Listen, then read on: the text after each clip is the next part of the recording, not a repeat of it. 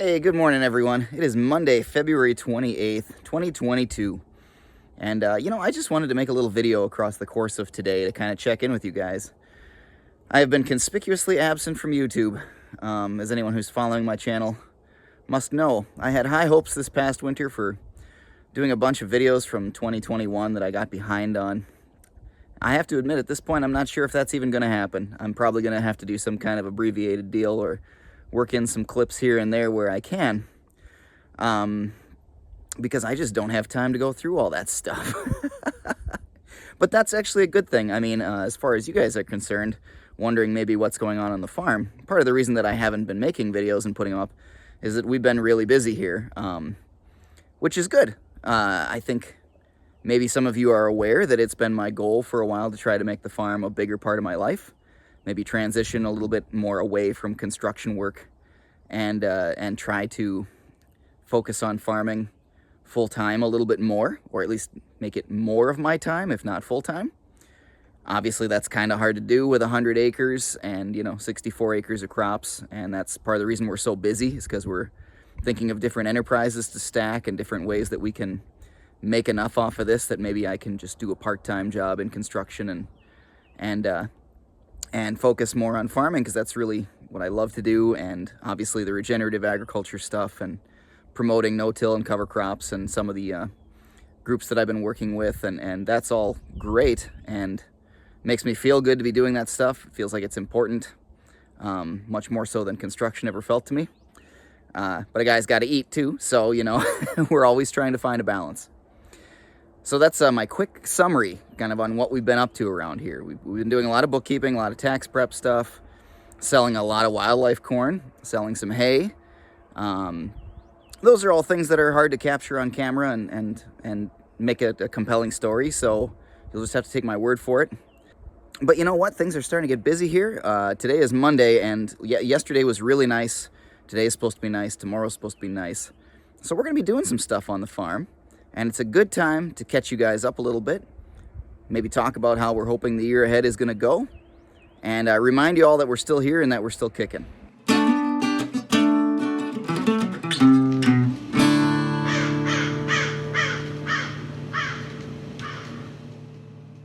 So what have we got going today? Well, it's a mishmash today. Here we got the old tag trailer. It's a remnant of Dad's and my construction days.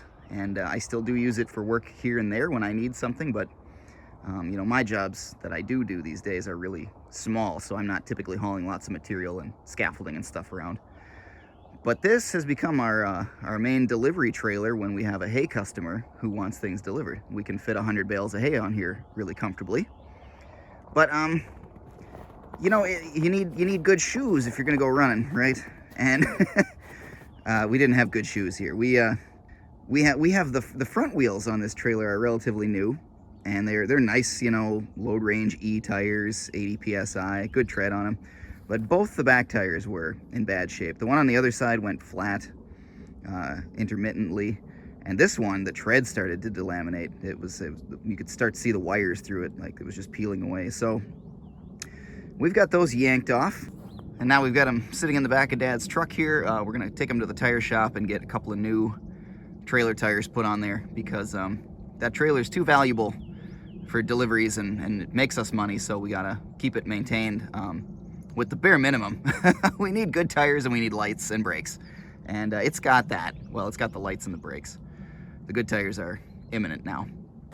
So we're combining some trips today because the tire shop that we're gonna have put those new tires on is connected with the cooperative that we also get all our seed and spray and fertilizer from. So Dad and I are going to stop in and talk to our agronomist this morning and make our plan for this year. That might be a little bit of a shocker. As some of you might know, I think fertilizer and spray and all that is going to be high priced this year, which is kind of, one benefit of us doing the regenerative agriculture stuff is that we're using less of that stuff than we used to, but we are still a conventional farm, so we need some.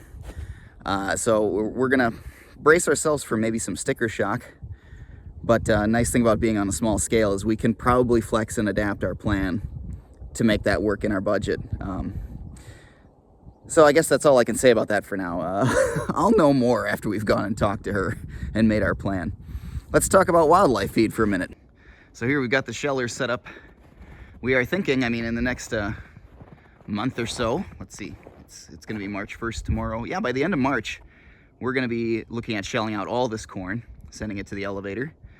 That'll help finance our spring inputs. But I have been shelling and selling wildlife feed all winter. So you can see this center crib here. That's how much corn I've shelled out and bagged up and sold. We're closing in probably a little over 600 bags so far, and March could be a good sales month. Things have tapered off a little bit. Corn prices it's been rising in the commodities market, so that means I have to price my wildlife feed a little higher to justify the extra work, and sales have been they were strong at the beginning of winter. They tapered a little bit now. I think people are kind of watching what's going on. Of course, as I'm filming this, there's some conflict going on in Ukraine, between Ukraine and Russia, as you guys know, and the whole geopolitical situation and how it affects markets and everything is something that I don't have the brain power or the knowledge or skill to talk about on this channel, and probably shouldn't. But when I'm looking at selling wildlife feed, those are all things that flash through my brain. What's the average consumer willing to spend and do, and all that. But anyway, we've moved that much of it in bags this winter, along with some out of this crib. This was whole cob corn. That didn't go as well as I thought. I really advertised cob corn a lot this year. I had some dedicated customers, but not a ton. So this is on our to-do list, and we'll be dealing with the rest of this corn pretty soon. And the other thing that's coming up pretty quick for us is maple syrup season. And that's going to be a much bigger deal this year. I didn't even cover it last year because I'd pretty much done exactly the same thing last year as I had done the year before, when I did a pretty extensive couple of videos on maple syrup season. This year we're expanding. I want to be able to make enough to sell some. I've talked to some neighbors. I was tapping, I think, 29 trees, 30 trees last year. This year we're going to be closer to 50. So I picked up some extra IBC totes, and I've got some plans in the works for how to manage all the sap. And we've been working on getting wood split, getting ready for that. We're still a couple of weeks away from tapping trees, which means we're probably yet another week away still from that point from actually starting to boil. So we got a little time to figure some stuff out, but maple syrup season is going to be a bigger deal this year, and it's going to be probably a little chaotic because we're going to be adapting to a new size of operation, which is always fun. Anyway, those are a couple of things on my mind. I'll bring you up to speed with some more stuff in a bit, but now we have to get ready to head to the co-op and do our thing. So once we're done with that trip, I'll touch base again here. We'll talk about some other stuff going on the farm and some other plans coming up. So be back in a minute. Well, hey everyone, I'm back. It's getting close to 2 o'clock in the afternoon. It's still a beautiful day here. Dad and I did our running around, met with our agronomist at the co-op, got some preliminary pricing. Hey, I don't know if you knew this, input costs are going to be expensive this year. Pretty much holds true to what I've been hearing the whole time. So we need to make our adjustments and figure out our plan, but that's still something we've got to figure out over the next week or so. So we're not going to sweat it too hard just yet, because this is why spreadsheets exist, and the ability to compare numbers and look at different options. And nice thing about a small farm like us is that our crop planting plan and strategy for the year can be subject to change practically right up till the last minute, and we're flexible enough to deal with that. And we'll just have to weigh all our options and try to figure out what we're going to do exactly and come up with a methodology that's going to work for us. So what am I doing right now? Well, I'm taking a few minutes here. You can see behind me I got the M, I got the loader, I got a bunch of wood. I'm going to flip the camera around. There we go. So I don't know if you can tell where I am here. I'm at the gate at the end of our lane that leads to our fields, kind of through the pasture. And we had a tree that went down this winter. We've actually had a bunch of dead elms that have gone down this past winter. Dutch elm disease has been making the rounds through here for the last year or so, as it does. Elms really tend to take off in our pasture here, and it doesn't help that we don't have any livestock, so everything's getting overrun anyway. But elms get established really easily, and then Dutch elm disease comes through and wipes out a few of them. and then they kind of stand there and decay until a good wind comes through and knocks one or several down. And that's exactly what happened. We had some really days this past winter. An elm went down here right across the gate that goes out to the field, so I needed to clear that. So I came out and took care of that today. And it just so happens I also need to make wood for maple syrup season, so dead standing elm is nice because it doesn't require you to think ahead a whole 2 years or however long it's best to season firewood. At least a year, right? Probably 2 is better. So if I can find a standing dead elm or one that's just tipped over, those are great to cut up because they're pretty bone dry already, and you can cut them up and run them through the splitter and they're ready to use this spring. So we actually have a bunch of dead elms. I don't know why I'm panning the camera. It's not like I can see any from here. We have a bunch of dead elms that blew down this winter because we had some high winds. And so I've got plenty of material that I can cut up and turn into firewood for syrup season. So this is a good place to start, just with, clearing the one that's across the roadway so that it's not in our way anymore. What do you have there? Well, it was a snowball I was catching. Well, I went and picked Olivia up from school, and now that wood that I had in the bucket of the tractor, we're just splitting up right away. Best to just get it done. Trees cut up, now it'll be split, then I can get it stacked, and it'll be ready for me when I need it.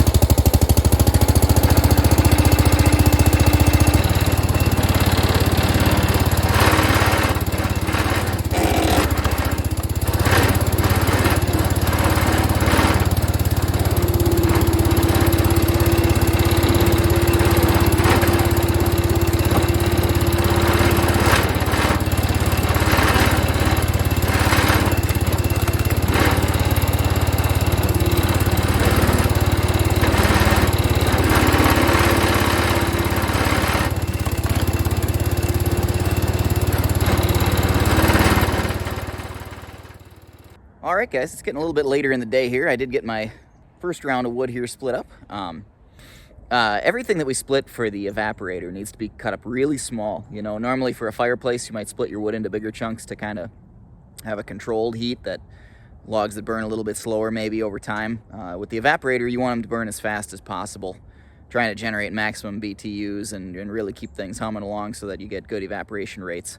So with elm's pretty good burning wood, and with it being dry and stringy, I split it up into practically like matchsticks, and then we can really load that evaporator up when it's time, get a good hot fire going under that sap pan, and away we go. And I don't think we're going to have a whole lot of time for much else today. With Dad just getting back, I think we'll wait and move the sheller tomorrow, and we're going to run a load of corn for wildlife feed. I don't think I'm going to be able to film that tomorrow. We're going to be kind of under the gun. Weather's going to be getting iffy later in the day tomorrow, so we got to get it done in the morning. But lucky for you guys, I have some footage from earlier this winter when we shelled out a wagon load of wildlife corn. So, hey, I'm just going to splice it right in. So it won't be exactly what we're doing, but it'll give you the right idea. Anyway, I'm going to clean this up, get some things stacked. I don't have too much daylight left, and then I'm going to be done for today. I got a bunch of office work to do, but you don't get to come along for that ride, and you wouldn't want to anyway. Enjoy the wildlife corn shelling process, and we'll catch you in a little bit. Well, hello everyone. It is December 23rd today, and it is unseasonably warm. So Dad and I, being the master strategists that we are, right? We're sharp as a tack. We've decided we're going to take today and top off the corn wagon. We've been selling corn for wildlife feed, and we were knocking on the wagon, and it was getting kind of hollow sounding. So next week is supposed to be kind of rough weather-wise, so it just seemed like a good idea to get the lid off and run the corn sheller today and get things topped off, because we might not get another opportunity like this for a couple of weeks, or who knows. So yeah, and we have to get done today because tomorrow I'm Santa Claus and I have to travel around the whole world delivering gifts.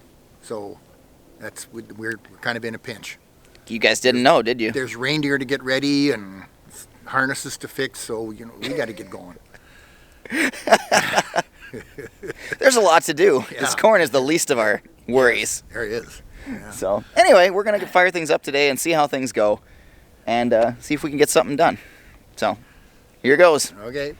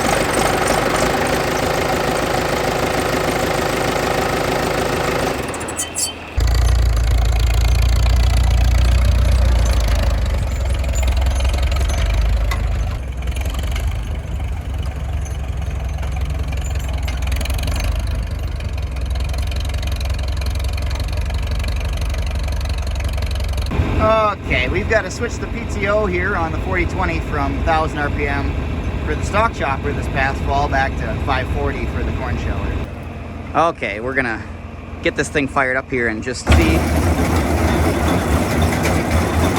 make sure that everything is turning.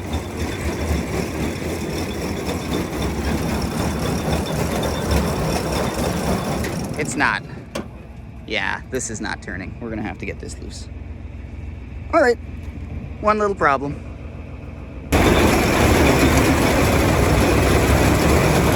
All right, here goes.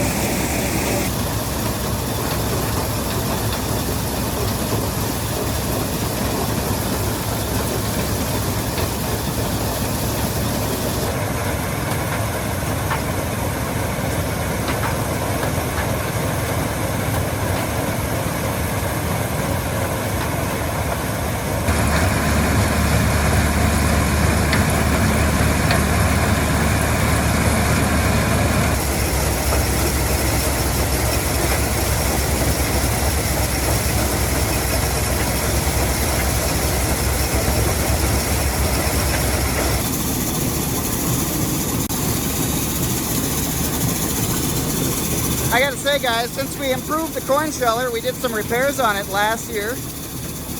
Mainly we fixed the fan. The air blast fan on it was all, the paddles were all gone and beat up, so we put new paddles on there. And fixed the grain chute, which was had some problems with the wood bearing blocks. And ever since then, the corn that comes out of the sheller's been really clean. When we run it through the grain cleaner to bag it up, there isn't a whole lot that comes out that's cop material or foreign material or anything like that. So it really does a nice job. And the corn's nice and dry, which always helps a lot. Guys, I just want to point out that duct tape repair job that I did on that auger 2 years ago is still going strong. All right, guys, this actually is a two-man job. So I need to get back to helping him because these cobs are going to fill up. And I'm probably going to be the one actually pushing corn through the machine, and he's going to kind of take care of the peripheral stuff. And we got to keep an eye on things, so I'll follow up here when we got the load full. All right, she's getting pretty full now. Just a few more minutes and we'll have it. Come on, old girl, hang together. You can do it. Okay, we got her. There you go. That's a full load. This is really nice clean corn. As I mentioned, we made some improvements to the sheller, and with dry corn it really comes out clean. So the cleaner in the shed doesn't have to do a whole lot of work. The nice thing about it is we can run it through and it puts it right in the bags. So I mean, that's a big advantage, and it gets it that little bit better too, because there is a little bit of cob material and stuff in here, but man, not much. So that's a good load. This will fill 250, between 250 and 300 bags of corn. So this will keep me going for a long time. All right, we're back where we started, just a little bit later now. Gonna put the roof back on, get her chained down so that the wind doesn't take it off. Put the wagon back by the granary.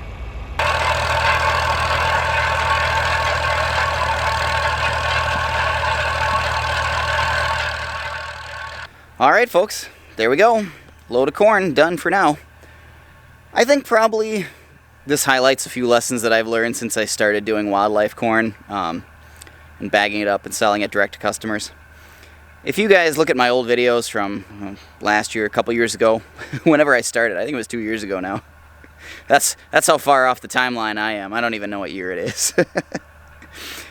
But those first few attempts that I made, you know, I would shell out 20 or 30 bags worth of corn into a wagon using just the M, and then haul it around the yard here and get it set up in front of the granary and run that through the cleaner, and then, you know, sell that, and then pick another day and do another 20, 30 bags worth, 50 bags maybe. And we learned pretty quickly that that just does not pay, because you're constantly having to run that sheller, and sometimes in the winter here in Minnesota, it can be pretty nasty. Today is just a beautiful day by comparison. And so that just highlights how important it was for us to figure out that make a lid for the wagon, do a whole wagon load at a time. That does, like I said, if it's a nice full wagon, that'll do between 250 and 300 bags. Call it 275. And that's worthwhile then. That'll get me through a good chunk of time before I need to run the sheller again, and then we get to pick and choose the day. This wagon was not empty when we decided to run the sheller the day. It was probably, where am I pointing? It was probably about at my finger there, where the corn was just down onto the angled sides of the gravity box. So there was maybe 40 or 50 bags left in there, but you get a nice day like this and you just say, okay, now's the time to top it off. I've even talked about, if this continues the way it has been going, and if I push more marketing efforts ahead, that we'll make another lid. And in the fall, when it's nice and we get done picking corn, if the corn's nice and dry and doesn't need to sit in the cribs to dry down, we'll just shell 2 wagon loads of corn. I mean, feasibly, we'd get to a point where we need some other kind of storage and stuff, and maybe just run something through the combine. And there's a lot of different ways we could go with it, but we're learning as we go along that it works better to do it in bulk and be able to grab a nice day like this when it comes along. If it had been 5 degrees out or 0, I've run the sheller at 0. You can do it. It's a lot harder with the equipment and getting things to run right. But if something goes wrong, you know, then you got bare hands, you're trying to fix chain. It's not fun. It's really makes it for an awful, frustrating day. So we made the right call here today and had the right strategy. Before I sign off here, I was reminded that today is the day before Christmas Eve, and you will almost certainly be seeing this after the fact, because I won't have it edited and put up before the holidays are over. But it's the time of year when I really need to reach out and say thank you to everyone who's watching this channel. I've had quite a few new subscribers this past year. I've had a lot of great comments in the comments section, and it's been fun to interact with you guys and get those little conversations going and answer questions, and for those that contribute good ideas for us to do around the farm, that's always cool too. There's been a couple of those ideas that we have implemented where folks have had really good input, and I just am so appreciative of everyone who's watching and enjoying the things that we're doing. I kind of started this whole thing as just let's see what happens, and it would be kind of neat to tell our story. And it's been great that it's been received well. So, yeah, I just want to put out that gratitude that I have for you guys. So, on that note, we're going to actually wrap this video up, and we will see you in 2022.